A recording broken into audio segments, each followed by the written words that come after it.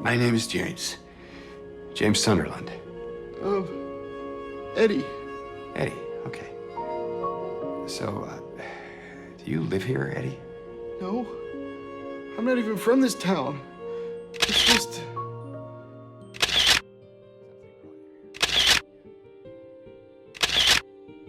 Eddie Dombrowski is one of the most troubled men that James Sunderland will encounter during the events of the game Silent Hill 2. A young adult who's lived a life full of ridicule and harassment at the hands of his peers, Eddie would be called to the fog-laden town after a particularly fateful encounter with one of his most prominent bullies. An encounter that would leave the young man crippled and Eddie fleeing from the repercussions.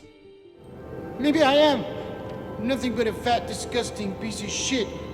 But you know what? It doesn't matter if you're smart, dumb, ugly, pretty. It's all the same once you're dead. And a corpse can't laugh! The story of Eddie Dombrowski as we know it begins in almost complete mystery. What we do know is that he would likely hail from Western Maine and would grow up to the constant jeers and heckles from everyone around. His peers relentlessly mocking him for his weight and his mental acuity as they dared him to fight back, to prove himself by means of retaliation or by showing them that he had the guts to fall on his sword.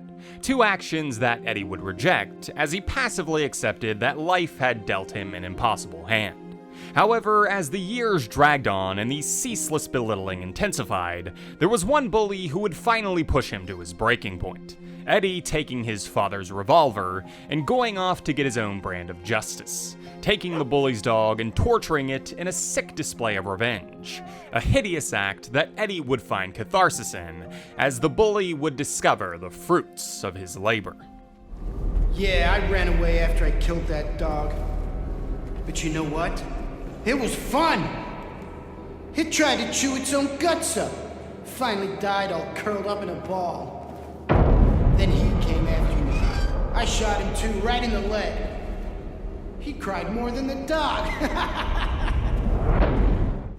With the dog dead and the bully crippled, Eddie would flee from the scene of the crime, seemingly taking his van as he attempted to find a place to lay low away from the police that were now no doubt on his trail.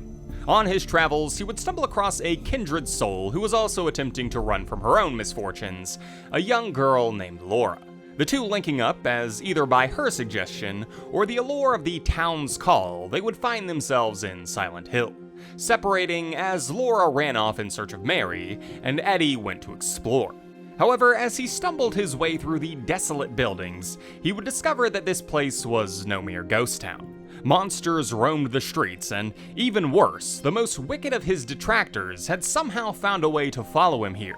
The horrors grating on this vulnerable young man as he found a corpse lodged in a fridge inside an abandoned apartment complex. The sight causing him to get sick, as another man who'd also been called to the town, James Sunderland, would discover him expelling his stomach in the bathroom. A chance encounter that would eventually spell the end of this very broken individual.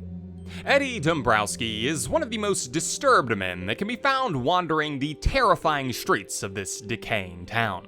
An overweight shell of a person who's been broken down through years of constant verbal abuse, he would find himself in Silent Hill on the verge of a violent mental break. The first steps having already been taken as he happily slaughtered an unwitting animal. The town testing him, forcing him to either reject the monster he was becoming or embrace the darkness. Eddie unfortunately choosing the latter, as it was finally time for him to feel powerful for once in his miserable little life. You think I'm stupid. You think I don't see it.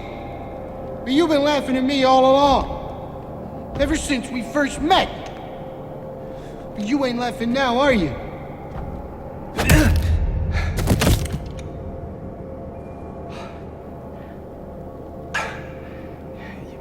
Help, Eddie. Don't get all holy on me, James. This town called you too. You and me are the same. We're not like other people, don't you know that? Well, you're about to find out.